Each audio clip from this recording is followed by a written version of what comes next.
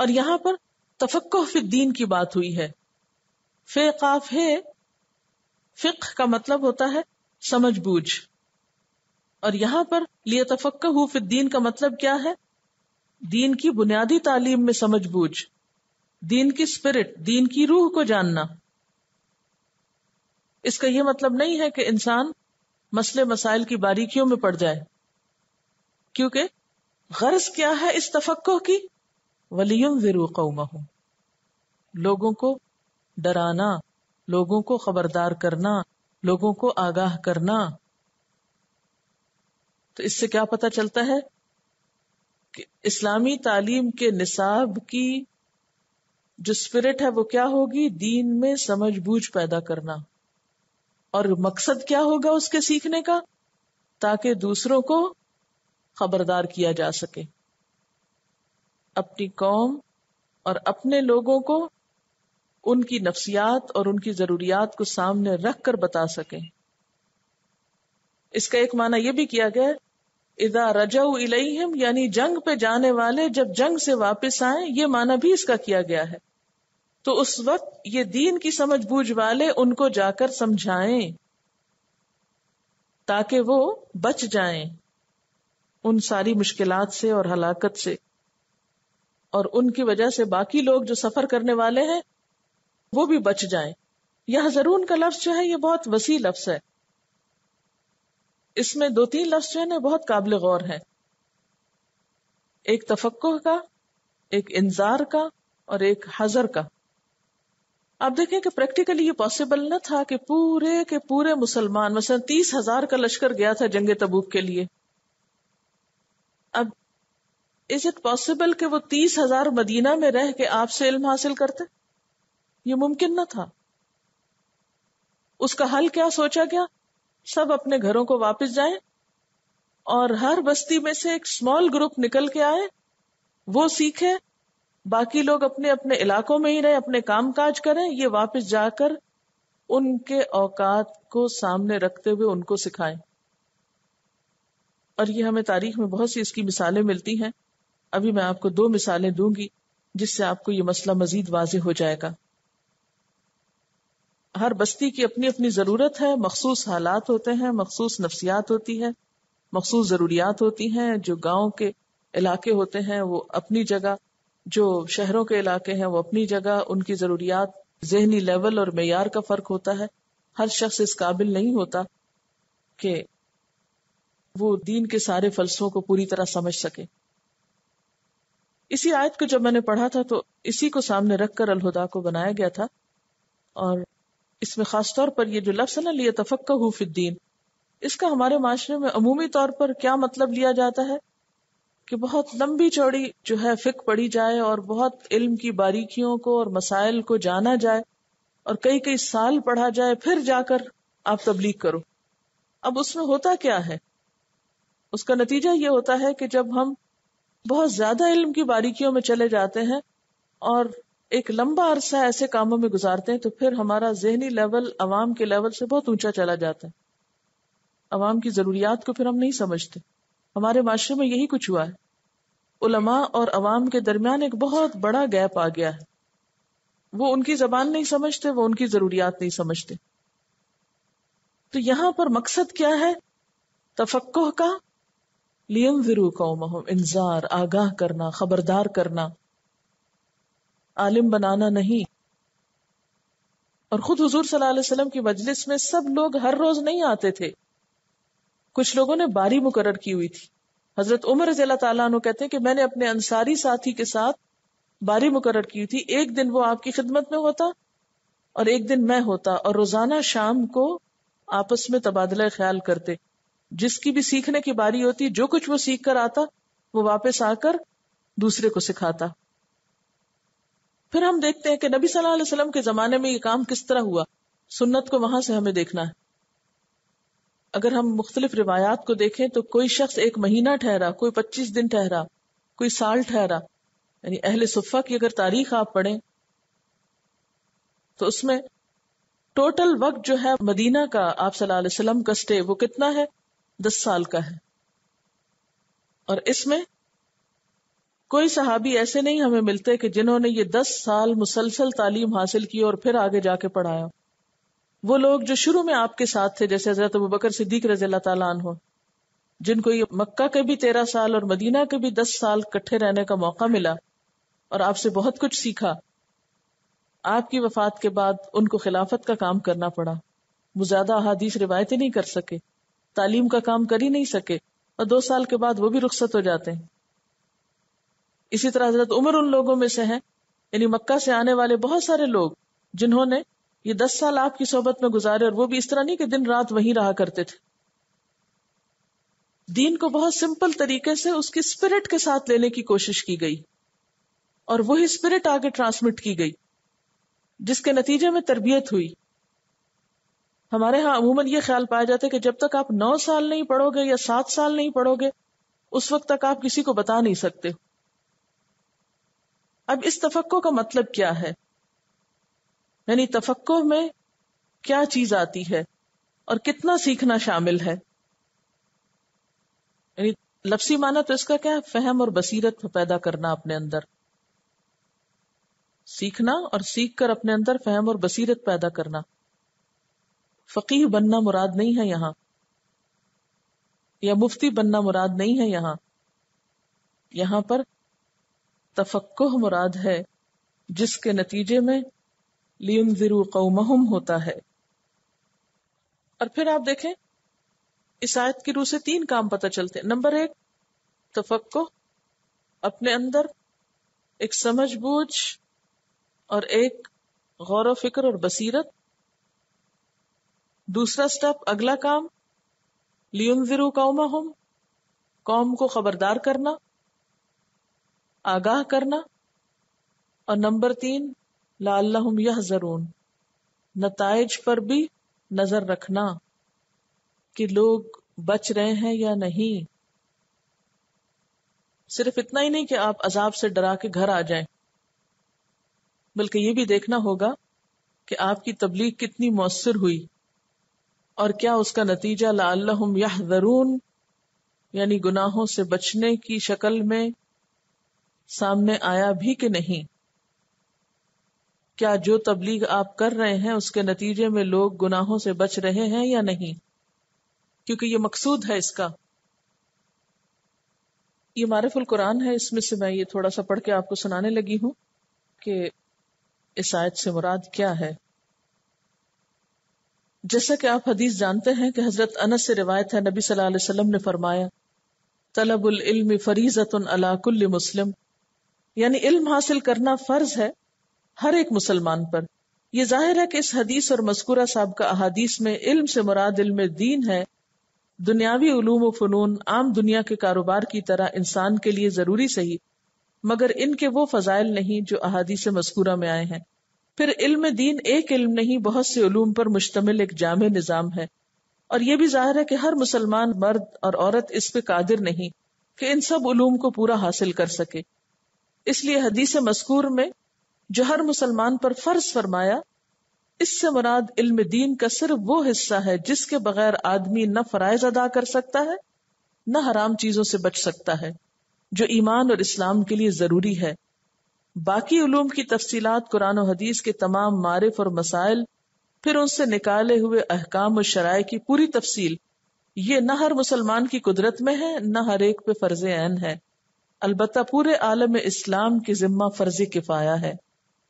ہر شہر میں ایک عالم ان تمام علوم اور شرائع کا ماہر موجود ہو تو باقی مسلمان اس فرض سے سبکدوش ہو جاتے ہیں.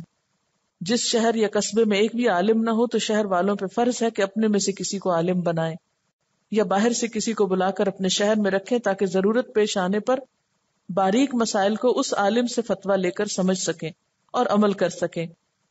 اس لیے علم دین میں فرض عین اور فرض کفایہ کی تفصیل یہ ہے. فرض عین کیا ہے جو ہر مسلمان پہ سیکھنا لازم ہے؟ ہر مسلمان مرد اور عورت پر فرض ہے کہ اسلام کے عقائد صحیحہ کا علم حاصل کرے، یعنی عقیدہ درست ہونا چاہیے، اس کا علم ہونا چاہیے.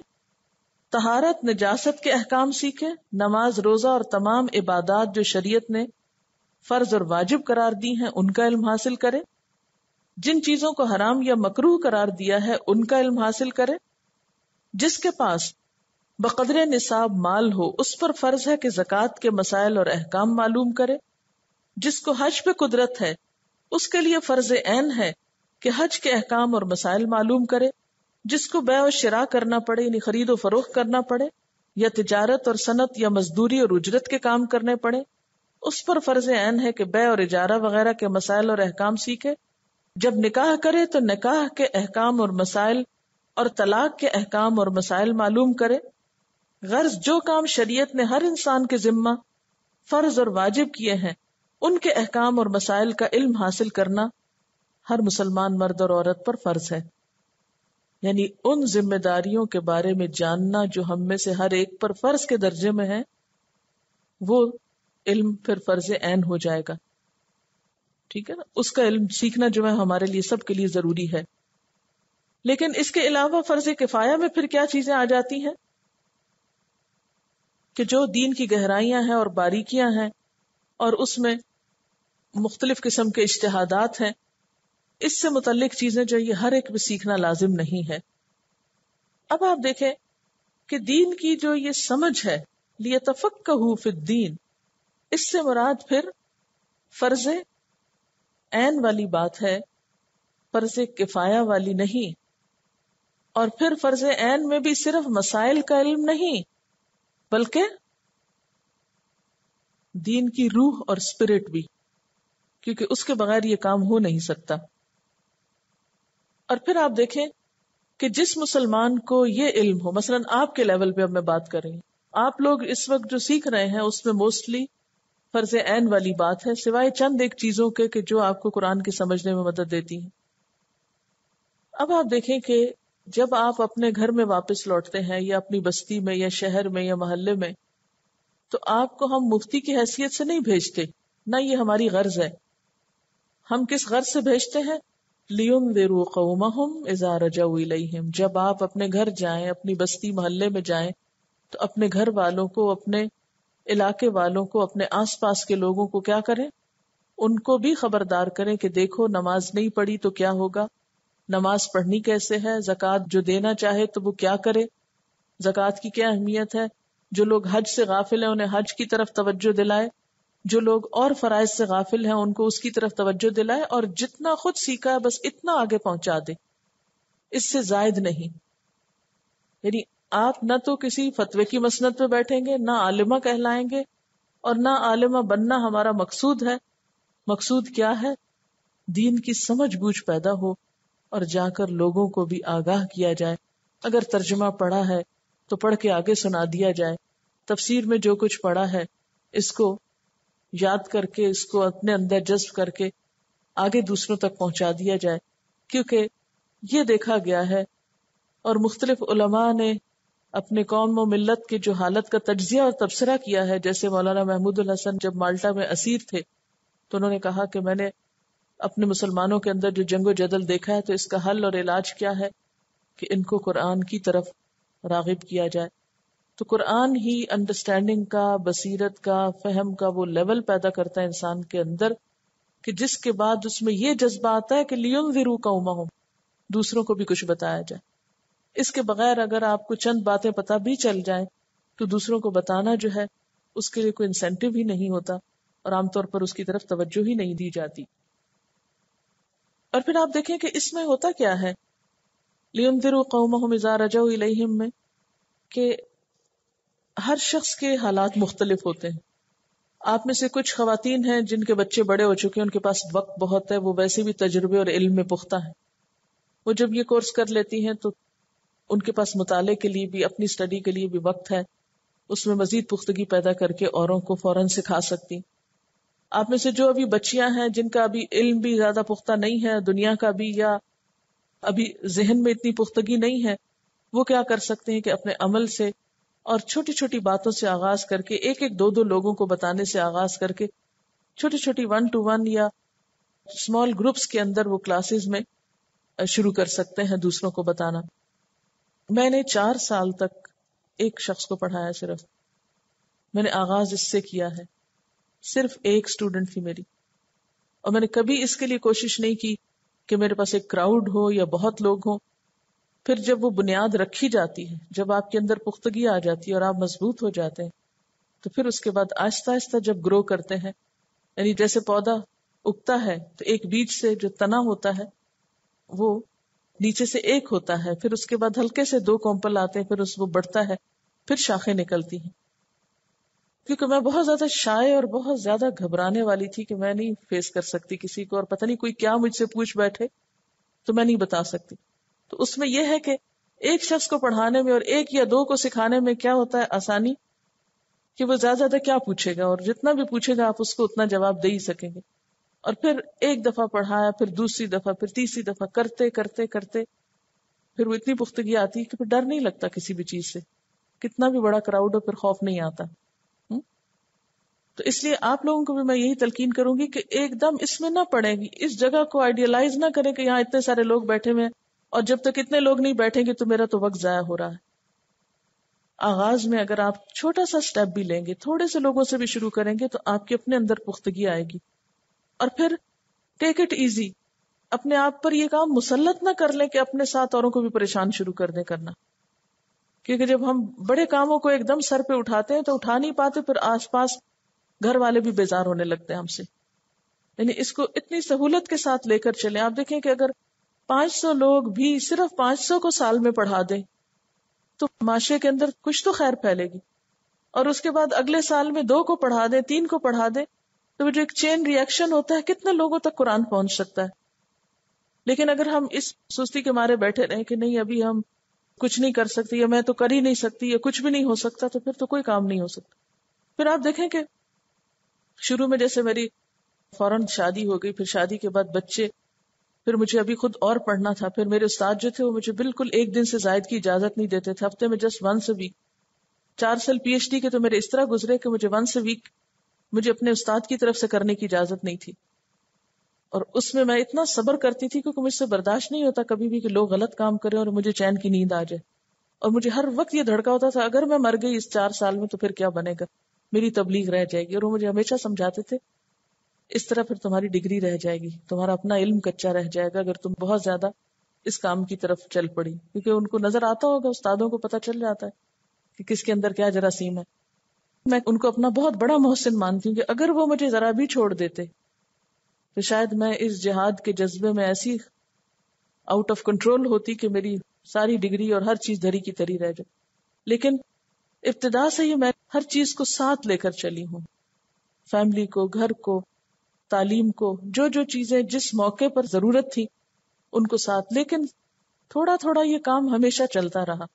اس سے یہ کہ بھولا نہیں قرآن، اور پختگی آتی گئی حتیٰ کہ پھر جب زیادہ لوگوں کو سکھانے کا موقع ملا تو پھر مشکل پیش نہیں آئی.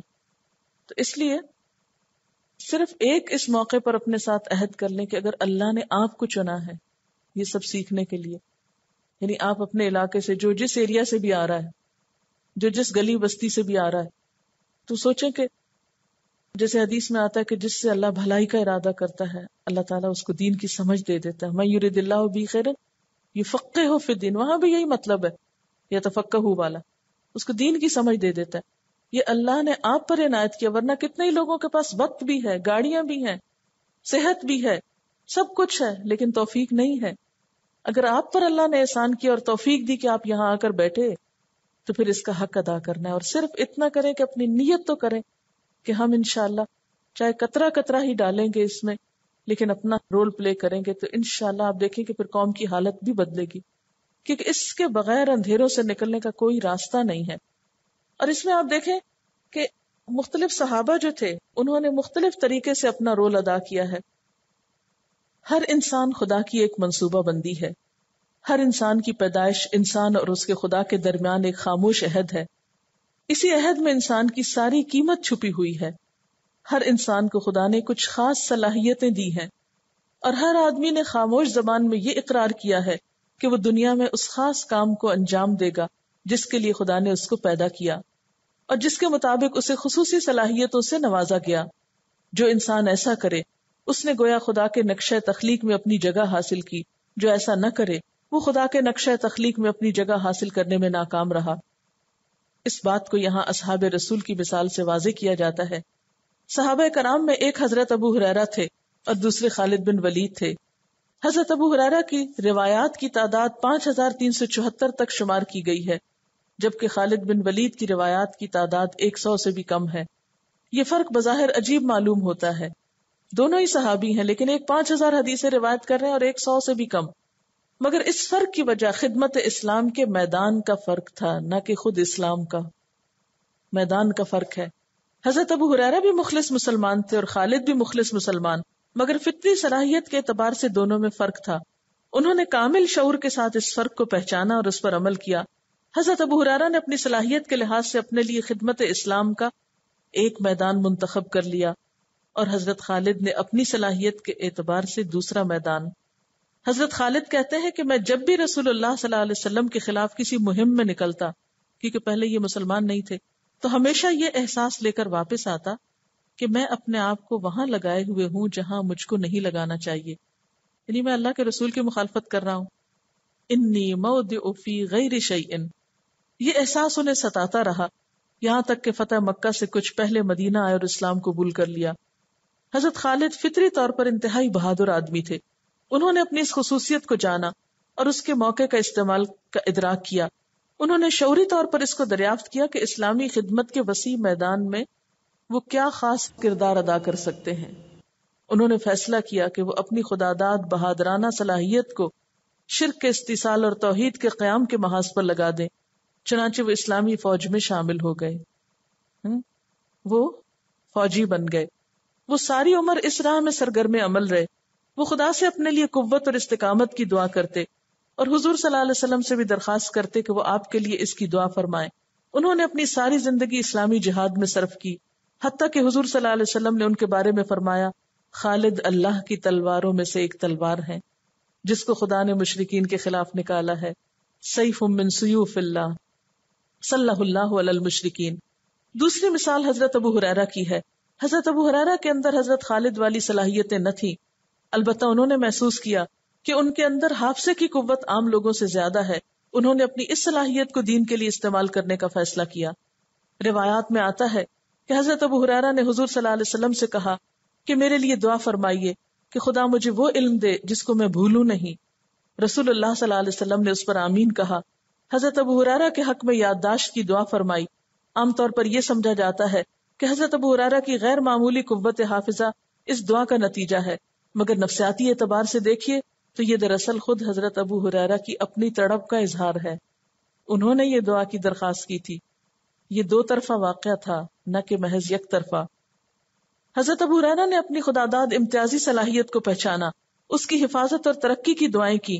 آپ صلی اللہ علیہ وسلم سے بھی اسی طرح کی دعا کرائی۔ اب حضرت خالد نے اور طرح کی دعا کرائی اور حضرت ابو ہریرہ نے اور طرح کی۔ حضور صلی اللہ علیہ وسلم سے دعا کرانا دراصل خود اپنی دعا کا ایک تسلسل تھا۔ اس طرح دعاؤں کے سائے میں وہ اپنی صلاحیت کے مطابق ممکنہ میدان میں ہمتن لگ گئے۔ وہ برابر رسول اللہ صلی اللہ علیہ وسلم کی خدمت میں رہتے، آپ کی باتوں کو پوری توجہ سے سنتے، اس کو ذہن میں محفوظ رکھتے، نیز حسب ضرورت اسے لکھ لیتے۔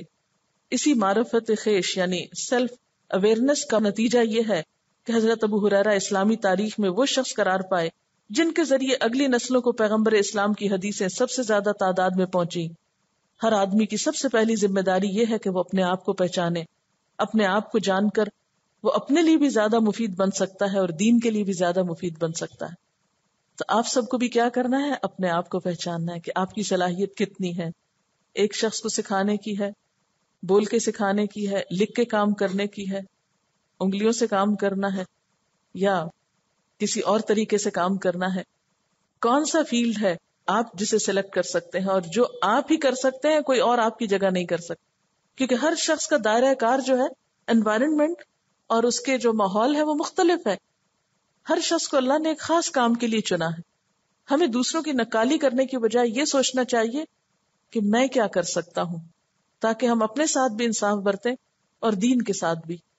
لیکن اصل چیز جس کی ضرورت ہے وہ سیلف موٹیویشن ہے، کہ اندر وہ ہمیشہ احساس رہے کہ مجھے کچھ کرنا ہے، جیسے حضرت خالد بن ولید کے اندر یہ احساس تھا۔ اور مثلاً آپ دیکھیں کہ اس وقت بھی ہم مثلاً جو کچھ کر رہے ہیں یہاں پر، اس میں کئی لوگوں کو مختلف طرح سے کام کرنے کا موقع مل سکتا ہے یا وہ ساتھ دے سکتے ہیں۔ مثلا ویب پر جو کام شروع ہوا تھا ویب سائٹ پہ پچھلے سال، وہ اسٹوڈنٹس نے کیا تھا، باہر کے کوئی لوگ نہیں تھے، اندر ہی کے اسٹوڈنٹ صبح پڑھتے تھے، شام میں اس پہ کام کرتے تھے. اگر آپ میں سے کسی کے پاس ایسی صلاحیت ہے تو اپنے وقت میں سے تھوڑا سا وقت اس کے لیے نکال سکتا ہے.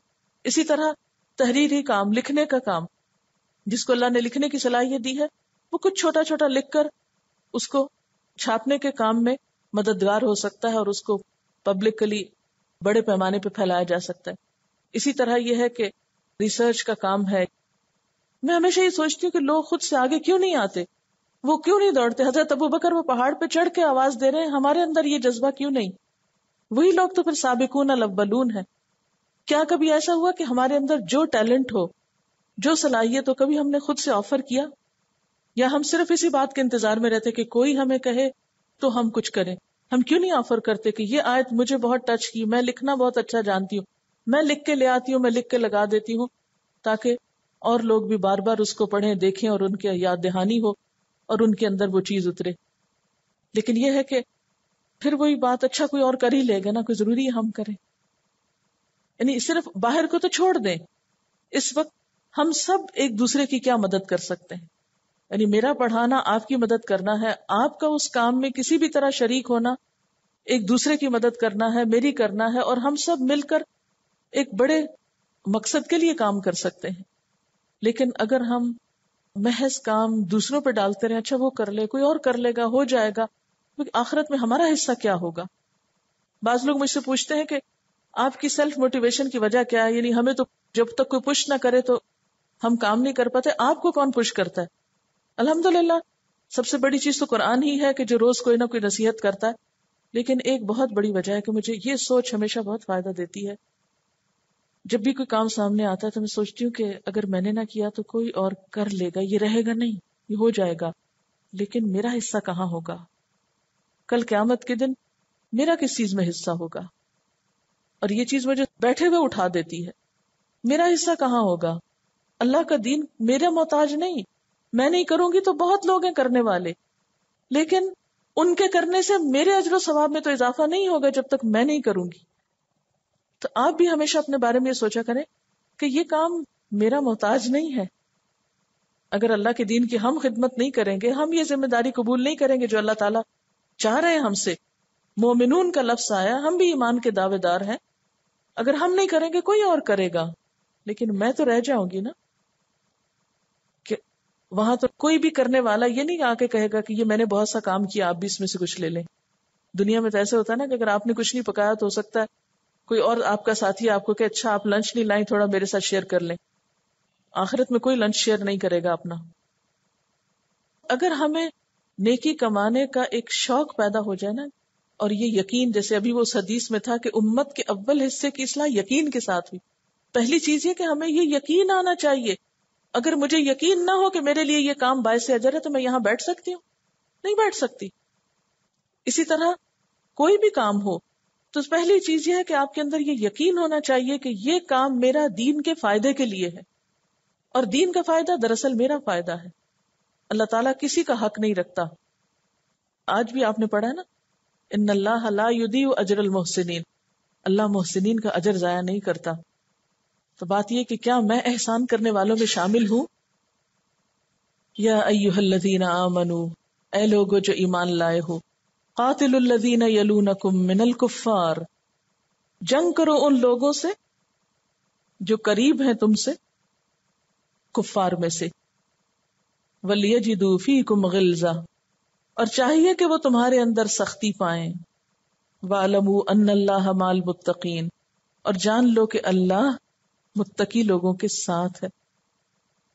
یہاں پر جنگ کرنے کا ایک اور ادب یا قاعدہ بتایا جا رہا ہے کہ جنگ کس طرح ہوگی، اس کی پلاننگ کس طرح کی جائے گی، اور اس کے لیے الاول فالاول والاقرب فالاقرب کا اصول دیا گیا. آپ صلی اللہ علیہ وسلم نے خود بھی پہلے جزیرت العرب میں آباد مشرکین سے جہاد کیا. جب ان سے فارغ ہوئے تو مکہ، طائف، یمن، یمامہ، ہجر، خیبر، حضر موت وغیرہ پر. جب عرب گروہ در گروہ اسلام میں داخل ہوئے تو اس کے بعد پھر اہل کتاب سے آغاز کیا، اور 9 ہجری میں پھر رومیوں کے ساتھ قتال کے لیے تشریف لے گئے. آپ کی وفات کے بعد پھر خلفائے راشدین نے روم کے عیسائیوں اور ایران کے مجوسیوں سے جنگ کی. تو آپ یوں دیکھیے کہ وہ مرکزی نقطہ یعنی مدینہ سے اٹھ کر آپ قریب کے علاقوں سے ہوتے ہوئے دور تک پہنچے. تو یہاں بھی کیا حکم دیا جا رہا ہے کہ سب سے پہلے کس کے خلاف جنگ کا حکم ہے یا کس پر جہاد فرض عین ہوتا ہے؟ جو لوگ قریب ترین علاقے میں دشمن کے رہتے ہوں جس نے جنگ مسلط کی ہو. یعنی اس سے یہ پتہ چلتا ہے کہ اسلامی جہاد کوئی بغیر منصوبے کے ایسے جذباتی فیصلہ نہیں کہ آپ اٹھے اور کود پڑے کسی جگہ پر جا کر، بلکہ اس میں اس ترتیب کا بھی لحاظ رکھنا ہوگا اپنی ذمہ داریوں کے اعتبار سے. پہلے قریب کی رکاوٹ پہ قابو پایا جائے، پھر اس کے بعد دور کی رکاوٹوں سے نپٹا جائے. یہ حکمت یا وار اسٹریٹجی کے خلاف ہے بات کہ آپ دور کے دشمنوں سے جا نپٹیں اور قریب کے لوگوں کو آپ بھول جائیں. اور اس میں بھی آپ دیکھیں کہ اگر ہم تربیت کے اعتبار سے بھی اس اصول کو دیکھیں تو سب سے پہلے ہمیں اپنی ذات کی طرف توجہ کرنی چاہیے نا، جس کو جہاد بالنفس کہتے ہیں. پھر اس کے بعد اپنے آس پاس، اپنے گھر، اپنے رشتہ داروں، خاندان، جیسے حضور صلی اللہ علیہ وسلم کو حکم ہوا کہ انذر عشیرتک الاقربین، پھر حکم ہوا فصدع بما تؤمر. تو پہلے اول، پھر اس کے بعد ثانی، پھر ثالث، یعنی سٹیپ بائی سٹیپ حکمت کے ساتھ گریجولی. اور پھر ساتھ ہی فرمایا کہ چاہیے کہ وہ تمہارے اندر سختی پائیں. یعنی آپ صلی اللہ علیہ وسلم معاملات میں سخت نہیں ہوتے تھے لیکن میدان جنگ میں اور دین کے اصولوں میں فرم ہوتے تھے. اشداء علی الکفار اذلۃ علی المؤمنین عزۃ علی الکافرین. مراد یہ ہے کہ کافر تمہارے اندر کمزوری محسوس نہ کریں کہ مسلمان کمزور ہیں. کیا آج ایسا ہے؟ ہمارے دشمن ہمارے بارے میں کیا سمجھتے ہیں؟ ہم مضبوط قوم ہیں؟ پھر ہم کیا قرآن کے حکم پر عمل کر رہے ہیں؟ وَلْيَجِدُوا فِيكُمْ غِلْظَةً، وہ تمہاری طرف نظر اٹھاتے ہوئے بھی ڈریں. اور ہمارا حال برعکس، ہم تو ترنے والا بنے ہوئے ہیں، بالکل اپوزٹ ہے. آج ان کے لیے نرم دل ہیں. بتانا یہ مقصود ہے کہ وہ تمہارے طرز عمل سے محسوس کر لیں کہ تمہارے اندر ان کے لیے موالات اور دوستی اور محبت کی جگہ نہیں، یہاں سے کچھ نہیں ملے گا. وَاعْلَمُوا أَنَّ اللَّهَ مَعَ الْمُتَّقِينَ، جان لو اللہ متقی لوگوں کے ساتھ ہے. وَإِذَا مَا أُنزِلَتْ سُورَةٌ، اور جب کوئی سورت اتاری جاتی ہے، فَمِنْهُمْ، تو ان میں سے، کن میں سے؟ منافقین میں سے، مَن يَقُولُ، جو کہتا ہے، أَيُّكُمْ زَادَتْهُ هَٰذِهِ ایمانا، تم میں سے کس کا اس سورت سے ایمان بڑھا ہے؟ کس کے ایمان کا لیول اوپر ہوا ہے اس سورت کے اترنے پر؟ وہ کیوں ایسا کہتے تھے؟ کیونکہ ان کے پول کھلتے تھے نا اس میں، تو پھر وہ سورتوں کو کرٹیسائز کرنے لگتے تھے کہ نئی سورت آ گئی، کوئی خاص بات نہیں، بس وہی کچھ ریپیٹ ہوا ہے جو پہلے آیا تھا، نتھنگ نیو. انگور کھٹے ہیں. یہ نفسیات اسی شخص کی ہوتی ہے کہ جس کا مقصد پورا نہ ہو یا کوئی چیز اس کے مفاد کے اگینسٹ جائے تو وہ اپنے پہ نظر کرنے کی بجائے مزید اسی چیز میں کوئی نہ کوئی نقص نکالنے لگتا ہے. یعنی آپس میں ایک دوسرے کو تسلی دیتے تھے. پھر فَأَمَّا الَّذِينَ آمَنُوا، تو بات یہ کہ ان کا ایمان ہی نہیں، ان کا ایمان بڑھے گا کہاں سے؟ جس شخص کے اندر ایمان ہی نہیں، اس شخص کے ایمان میں کہاں سے اضافہ ہوگا قرآن سے؟ ایمان تو اس کا بڑھے گا جو ایمان والے ہیں. فَأَمَّا الَّذِينَ آمَنُوا فَزَادَتْهُمْ ایمانًا، جو لوگ ایمان والے ہیں ان کا ایمان اس سے بڑھ جاتا ہے. وَهُمْ يَسْتَبْشِرُونَ، اور وہ تو خوش ہو جاتے ہیں، خوشیاں مناتے ہیں.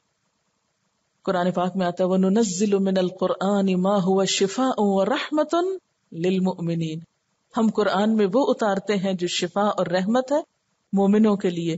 وَلَا يَزِيدُ الظَّالِمِينَ إِلَّا خَسَارًا، اور ظالموں کے لیے تو خسارے کے سوا کسی چیز میں اضافہ نہیں ہوتا.